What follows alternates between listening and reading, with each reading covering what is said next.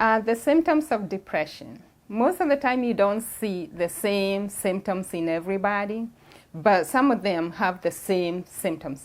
Most of the time you see guilt, you see people crying a lot, you see people just feeling sad. Sometimes they have a reason for feeling sad. Most of the time they don't have a reason. They're just sad. There's also apathy. Sometimes, and that can be confused with so many other illnesses, because apathy runs through other neurological disorders like Parkinson's, but normally you do see it in depression. So there's, a person may not even sleep well. Other times they are sleeping too much. Sometimes they lose appetite, they are not eating properly. Other times they eat too much. So you see all this going on in a depressive person. But one thing that is common among depressive people, when you talk to them, they have feelings of hopelessness, helplessness, and worthlessness. Those three always tend to run together. Okay, one thing that has been getting on my nerves lately is when people compare depression to diabetes. They always say, well, if somebody has diabetes, wouldn't you give them medication? Would you say that they don't need medication? Well, people should stop comparing depression with diabetes. The two diseases are completely different. It's like comparing meat to eggs. They don't look alike. They don't look the same. You don't cook them the same way. You don't even eat them the same way. So eggs and meat, two different things. Diabetes. Diabetes is a physical illness. There is a blood test for it. If I give somebody insulin, first of all, if I check their blood sugar and it's high, I can give them insulin, and with 15 minutes, if I check that blood sugar again, or within an hour, that blood sugar will have come down. Why? Because this is a physical illness. I can actually see it, and I can see, when I give medication, I can see instant reaction to the medication, which is, it rectifies the problem. Here's the problem with depression. Depression is a mental illness. You can't see the mind, you can't touch the mind, and if I give somebody antidepressants, it takes 4 weeks for you to see the results. And sometimes they tell you that it's a chemical disorder, but when they do that, they are looking at the wrong thing. When you look at the chemicals, those are symptoms of somebody who is depressed. So that's why people should stop comparing depression to diabetes. The two diseases are completely different. With depression, you don't have a test. And if somebody tells you that they have a test, it's not completely accurate. But if I check somebody's blood sugar, that I can tell. That is their blood sugar because it's a physical thing. It's really, really difficult to research the human mind. It's like trying to explain the dark side of the moon or the other side of the moon. How do you explain the dark side of the moon when you can't see it? You can't see it, you can't touch it. How are you going to research that? If you have to research something, you have to be able to touch it, and you have to be able to test it and to feel it. People don't even know the color of the mind. We don't. Because the thing that we usually look at is the brain, and the brain is not the mind. Some people think they can, but as I showed you how a human being looks like, the human mind is not treatable, and anybody who tells you that they can, they are actually telling you the untruth. Nobody has ever lived in the past, or somebody that is alive now, or somebody that will come in the future that can treat the human mind. The mistake that we make is thinking that the brain is the mind. The mind, if I just go back to the triune being, I showed you where the soul is. The mind is the first part of the soul. And the mind is very, very complicated because when we talk about the mind, we talk about the conscious mind. We talk about the subconscious mind. We talk about the non-conscious mind. There are some things that we just do automatic. We don't have to think about it, but we do it. For instance, your heart beats. When you go to sleep, your heart never stops beating. You don't have to think about it. When you breathe, most of the time, most people don't have to think about their breathing. Those things are automatic. There are other things that we do like robots almost. We don't think about it. Like sometimes I'll be driving to work and I can't remember what I passed on the way. I don't remember if I don't remember what I saw on the way. I'm just so used to it that that behavior is automatic. So that goes into the subconscious mind. So the subconscious mind and the non-conscious mind kind of directs about 95% of our behavior. And then the conscious mind, it only directs 5% of our behavior. And the conscious mind is things that we are aware of, things that we are touching, things that we are seeing, the things that we feel with our 5 senses. And our 5 senses are our eyes, our ears, our mouth, things that we taste, our skin, things that we feel, and our nose, things that we smell. That only controls 5% of what we do in our behavior. So now you cannot research the human mind and you cannot treat it. Yeah. And just to explain a little bit, the human mind, the mind is the first part of the soul. So the soul is not a physical thing. And the soul, most people are not aware, the soul is your mind, your will, and your emotion. So as thoughts are coming in, you think about the thoughts that are coming in, the will, which is the willpower. Some people call it the willpower, some people call it the power of the will. It helps you choose your thoughts. And then as you choose them, you also feel them. For instance, if somebody does something to you and you feel that they wronged you.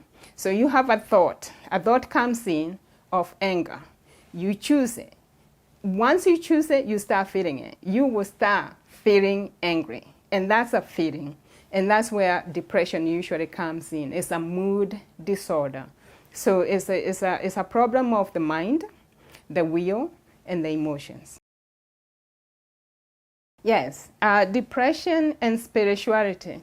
If I go back to the 3 things that you see running through depressive disorders or people who are depressed, that is hopelessness, worthlessness, helplessness.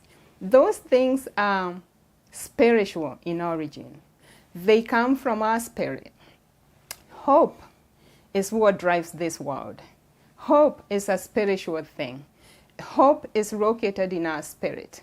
And our spirit feels hope because it's connected to the source of hope, which is God. For me, some people call it the higher power. That's where our hope comes in. My hope for doing this video is for you to understand depression. If I didn't have hope, I would not be sitting here. So hope drives the world. And when somebody is hopeless, they are lacking a spiritual product. And so depression and spirituality are 2 sides of the same coin. It's like 2 wings of the same bird. So depression and spirituality kind of go hand in hand. And when we talk about treating depression, we really need to think about spirituality. Why is this person feeling depressed? And you need to think about hope. You need to think about worthlessness. When somebody feels worthless, that means they don't have any hope. They don't feel worthy. Where does our worth come from? It comes from God, that He loves us, that He made us, and He made us in His own image, and that we are here in this world for a reason. We have a purpose to be here. So when you feel worthless, there is something lacking. Your spirit is not working properly. The other thing is helplessness. When people feel helpless, that's also a spiritual thing. People feel helpless because maybe they are overwhelmed by things that are going on in their life, and they feel that they can't overcome it. If you really have your trust in God, you will not feel helpless. You will always know that there is somebody pulling for you. There is somebody watching over you. There is somebody who cares about you. And so spirituality and depression are 2 sides of the same coin. Another thing I see people talking about is that depression causes suicidal thoughts. And that is not true. It's actually the complete opposite. Suicidal thoughts cause depression, not the other way around. Because all thoughts are spiritual in origin. In our spirit, we have 3 things in our spirit. We have intuition, which is located in our spirit, and that's where thoughts come through. All good thoughts come from God. All bad thoughts come from the opponent of God, and you all know who I'm talking about. That is the other side of darkness. That's where bad thoughts come from. And somehow, human beings get these spiritual thoughts. When you have bad thoughts coming in, and they make you feel bad about yourself, they make you feel worthless, they make you feel helpless, they make you feel hopeless, then you can think, you can start having suicidal thoughts. But the suicidal thoughts is actually what causes the depression. So it's the other way around. Depression does not cause suicidal thoughts. Suicidal thoughts cause depression. And most of the time, people who are having suicidal thoughts, because suicidal thoughts, and I'll talk about this at another time, I will differentiate. Not all people who have suicidal thoughts are depressed. Sometimes they have fantasies about going into the next world. For whatever reason, maybe their life down here on this world is not as good as they would like it to be. And they have fantasies about going to the next world where they can feel strong. So some people may have suicidal thoughts because of those fantasies. So everybody who is depressed does not have suicidal thoughts. And all people who have suicidal thoughts are not depressed. Okay, most people, I've been reading and looking at other people's interviews, and especially celebrities, because they are always talking about wanting peace. It's not happiness that most people are looking for. They are looking for peace. So what is peace? To know peace is to be able to tell truth from lies. It is my sincere hope that you have learned something today. I want to leave you with something. This is my book that I wrote about bipolar. It's really not just about bipolar. I kind of summarized all mental illness into 10 problems of the mind. I captured everything from anxiety, depression, bipolar, schizophrenia, schizoaffective disorder, suicidal thoughts, addictive disorders. Everything is in this book. And I wrote this book as a result of something that happened to me a couple years ago actually. I had a panic disorder, but the way it came, and it came in form of fear, it lasted for 3 days. So for 3 days I was not able to sleep. And by the third day I was actually having some issues, and I ended up in the hospital. But and the psychiatrist that was assigned to me, I had two of them, the one who admitted me and the one that was assigned to me. They absolutely had no spiritual knowledge. So I would say this: discuss this with your doctor. Discuss with your doctor about your medication. Also discuss with people who probably understand spirituality. And if your doctor does not understand spirituality, it is okay to change doctors. Get someone who understands what's going on in the mind and how the mind behaves, and to know that they actually cannot treat the mind. So there is the mental component of mental illness. There is also the spiritual component of mental illness. Unless somebody understands both, you will not be able to take care of mental illness properly. So I do have a disclaimer though. I'm not asking anybody to stop taking their medication. I would say if you get my little book here, I have a whole chapter dedicated on how to work with your doctor to get the help you need to get off psychiatric meds. Because every drug that you get, every drug has side effects, and there's no reason for you to take medication that you do not need. Most of the time we treat the brain, and the brain is not the problem. It is the mind, and really nobody can treat the mind.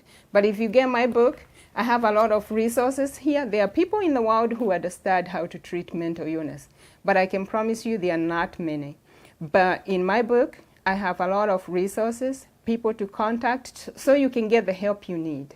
You need treatment, but you also need to get good help, the right help, so you can get off those meds.